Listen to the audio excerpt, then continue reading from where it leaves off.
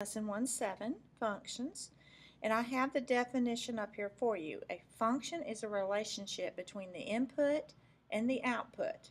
Okay, basically the x and the y coordinates, the domain and the range. There is exactly one output for each input.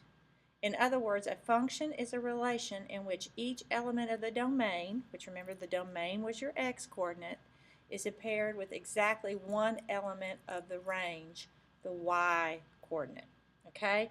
Now that's all that math verbiage and stuff. Let's put this in the easy to understand language.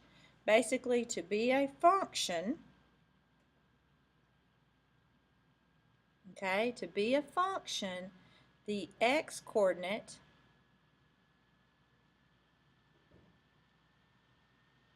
okay, or the domain, because we know the x coordinate is really the domain, all right, cannot be repeated. That's what it's saying. It says up there that there has to be one output for each input, meaning I can't have the ordered pairs like 2, -3, and 2, 4. If 2 goes with -3 and with 4, then that makes it not a function. Basically, again, in the easy to understand language, it cannot be a function if the x coordinate is repeated. Because a function is the relationship. It's a relation. Remember, a relation we talked about in the last video was just a set of ordered pairs. Well, taking it a step further, a relation is a function if the x coordinate or the domain is not repeated. It cannot be repeated. All right, an example would be like this. If I had a mapping and I had my domain, and my domain was -3, 0, 2, and 4. I had my range, and my range is 5, 3, 2, and -1, and my mapping looked like this. Is my domain ever repeated? No. So yes, this is a function. Yes, it is. Yes, it is a function. Okay? If I had a set of ordered pairs like this, 2, 3, 4, -2, and 2, -3, is that a function? No, it is not a function. Because why? The x is repeated. I've got 2 paired with -3, or excuse me, +3 and -3. So it is not a function. Okay? So again, something is a function. A function is a relation, a set of ordered pairs, that the x coordinate or the domain does not repeat itself. Okay? Now, let's just practice a few of these and let you see, make sure you get this straight in your head. So if I gave you this one, here we go, and I said, okay, the domain is -2, 0, 3, and 4. The range is -3, 6, and 9, and my mapping looks like this. Is that a function? Yes, it is a function, because does the domain repeat itself? No, the range repeats because I have what? If I wrote those as ordered pairs, I'd have 0, 6, and 3, 6. But does it matter if the range repeats itself? Did I ever say that in my definition? No.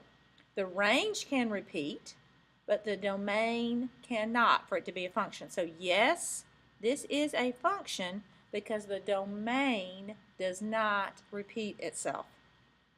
Okay? What if I gave you a table like this? I said x and y, and I had my table 1, 4, 3, 2, 5, 4, and 1, -4. Is that a function? No, it is not, because look, my domain, or my x, repeats. I have a 1 and a 1. So it is not a function. Okay? So you can do it, you can determine if it's a function. You can do it from the domain and the range. You can do it from the ordered pairs. You can do it from a table. But you can also do it from a graph. Look down here at the bottom. This is called the vertical line test. If you have a function or a relation, let me rephrase that. If you have a relation graphed on the coordinate plane, remember how we were graphing them? We were plotting those points on the coordinate plane. If you have that function graphed on the coordinate plane, you can tell if it's a function or not by using the vertical line test. And what the vertical line test says, if you can draw a vertical line anywhere on the graph and it goes through more than 2 points, then it is not a function. Because what does that really mean? If you think about it, if I can draw a vertical line, that means it's got the x. All right, it means that x is repeated, that domain is repeated if it goes through the graph twice. So look at this first one. I can draw my vertical line all through that. Anytime I draw that vertical line, is it going through the graph more than one place? No, it's not. Okay, so yes, because it only goes through the graph one time, it is a function. Okay, now let me show you. This might make it a little bit clearer. Look at this one. If I draw that vertical line, it crosses the graph 2 different places. So that means it's not a function. Okay, it is not a function. Do you see why? Because whatever this is, let's just say that that's 1 on my x-axis. Then I'm going to have like 1 whatever that is and 1 whatever that is. So basically I'm repeating that 1. Do you see how if it crosses the graph twice, then that domain or that x coordinate is repeated, and we've said that makes it not a function. Okay? Now look at this last one. This is a little confusing. You're thinking if I drew that line down that y-axis, it's crossing that graph twice. Okay, but look, what does this mean when I have that open circle? Y'all have done enough little graphing on the number lines. That open circle means what? It is not equal to that, but it starts right after that, correct? So I have let me erase this so you can see better my line. You can see you have the colored in circle here, but the open circle there. So when I draw that line, it's really only crossing the graph at one point. So yes, that would be a function. So we can determine if a relation is a function by looking at the domain, whether we're looking at it in a mapping, we look at it in a table, or we look at it in a graph. Okay? But the big thing to remember, a relation is a function only if the domain or the x coordinate does not repeat itself. Okay? That's how you can tell if it is a relation. Now, we're going to look at something called function notation. Don't let this, when you look at this, don't let it freak you out. Okay? What it is, we've been writing things like this. We would write an equation, and we would say y is equal to 4x minus 2. Well, we have something called function notation, and then we would replace that y, and we reread this, f of x is equal to 4x minus 2. And basically all that means is you would have something like this. If we said f of 2, and I ask you to solve that, basically you're just saying if x is equal to 2, I'm going to go up here and every place there's an x, I'm going to put in a 2. So that's going to be 4 times 2 minus 2. So that's 8 minus 2 is equal to 6. That's all it is. So when you see that, don't go, oh my gosh, what does that mean? It's really no big deal. All right? You're really just, it's like saying that's the y. If I put in this number for x, y is going to equal to this. Okay? But it's called function notation. Again, we would read that f of x is equal to 4x minus 2. All right? So again, one last time, when we read these out loud in class, or when I say this in class, I'm going to be saying f of x, that's how that we would read that, is equal to 4x minus 2. Okay? Now, let's just do a few examples of this. If I said f of x is equal to 3x minus 4, and then I say, okay, I want you to solve for f of 4. Remember, all I'm going to do, since x is 4, I'm just going to plug in, every place there's an x, I'm going to plug in a 4. 3 times 4 minus 4. So I have 12 minus 4, and 12 minus 4 is equal to 8. All right, taking that same one, what if I said f of negative 5? Again, I'm just going to plug in that negative 5 for x. So I have 3 times negative 5 minus 4. That's going to be a negative 15 minus 4. And that's going to be a negative 19. Okay? Now, you could do them a little differently. What if I said f of, well, let me just change that. It doesn't have to be f. I'm going to change that just so you can see it could be different. What if I said h of t is equal to 3t minus 2? And then I want you to find h of, I don't know, let's say negative 4. Again, I'm just going to plug in 3 times negative 4 minus 2. 3 times negative 4 is a negative 12 minus 2 is going to be a negative 14. Okay? Now, I'm going to continue. I'm going to switch pages, but I'm going to use that same little equation or function notation there. So I have h of t was equal to 3t minus 2. Now, what if I did something like this? What if I said h of 3x? Now, what does that mean? Again, t is really just what? 3x. So don't let's, oh, wait a minute, you're throwing different variables in there. It's okay, because every place there's a t, what am I going to do? I'm going to put in a 3x. So I have 3 times, because I'm putting in for t, I'm going to put in 3x minus 2. So what's that going to be? 3 times 3x is 9x minus 2. Is there anything else I can do to that equation at this point? No, because I don't know what x is equal to. Okay, so h of 3x, in this case, that's as far as you'd have to go, 9x minus 2. So don't let that throw you if instead of a number in here for the letter t, that they put in a variable. Okay, it's the same thing, just plug it back in and then work the problem just like you know how to work the problem. Okay, so that's function notation. Again, it's just a different way of writing the equation that you've been writing all along. All right, next thing I want to do real quick is just go through a couple more vocabulary words. Make sure you're writing these down. All right, just so that when you hear them, you know what I'm talking about. First thing I want to talk about is a linear function. So we already know it's a function. Now, what do you think a linear function is? Well, look at the word linear. Sounds like the word line. So a linear function is one that the graph of that function makes a line. So the graph makes a straight line.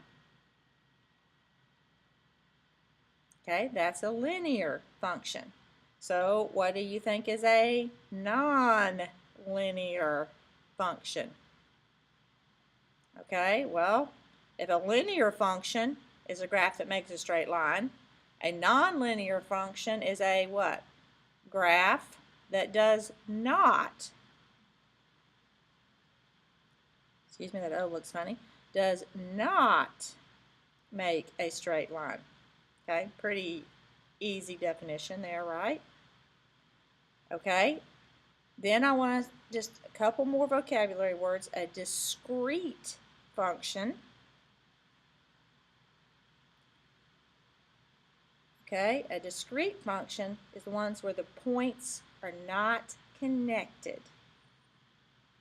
Points are not connected.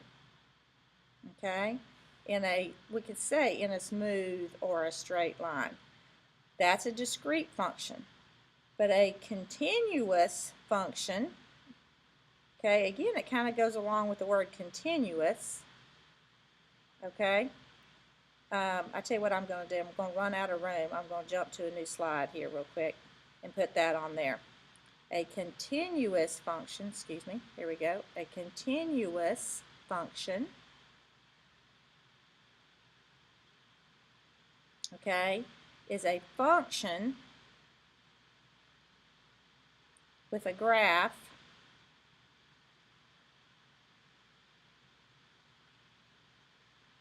okay, that is a line, a straight line, maybe I should say, or a smooth curve. Okay, so I'm going to flip back just a minute and I'll come back to this one. But let's just make sure we got these straight. A linear function is a graph that makes a straight line. Linear line. Nonlinear, not a line, so it does not make a straight line. A discrete function is the one where the points are not connected, or if you connected them, it wouldn't be a smooth line, a straight line, or a smooth curve. And then a continuous function is one that it is a function that has a graph that either makes a straight line or it has a smooth curve. And we'll be talking more about this. Okay, so right now I just want you to have those vocabulary, write them down, kind of start putting those in your head. All right, just real quick review here. Let's talk about the different ways we can represent a function. Let's back up, make sure we know what a function is. A function is a relation. Okay, remember we talked about in the last video, relation is just a set of ordered pairs. A function is a relation in which the domain does not repeat. The x-coordinate does not repeat. Okay, now we can represent a function. We can do it in a table. You can do it with mapping. You can do it with function notation, like an equation. Okay, or you can do it with a graph. Those are all the different ways that we have learned to represent a function. Okay, we're good? All right, now just one other thing I want to talk to you about real quick before I let you go. Let's review problems like this. Determine whether x equals -2 represents a function. Well, okay. What does that mean, really? If I have x is equal to -2, what does that mean that my y is equal to? Well, really, basically, that's telling you if you have x is equal to -2, let's say you wanted to maybe put that in a table. Maybe it'll be easier to see in a table. My x is always going to be equal to -2. It doesn't matter what I put in for my y, 0, 1, -1, I can put in 27. It doesn't matter what my y is equal to, my x is always going to be equal to -2. So I can look at that just from my table and is that going to be a function? No, why? Because my domain or my x-coordinate repeats itself, right? It's always -2.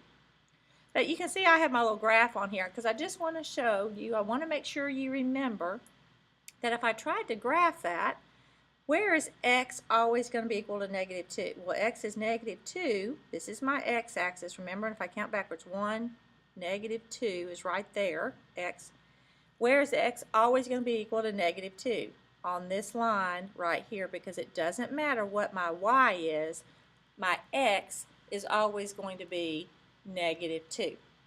So this would fail my test for a function First off, I can see because my x repeats itself, but it would also fail on the graph because a vertical line, I could easily draw a vertical line, change my color, and it's going through every point on that graph, isn't it? So it definitely goes through more than one point.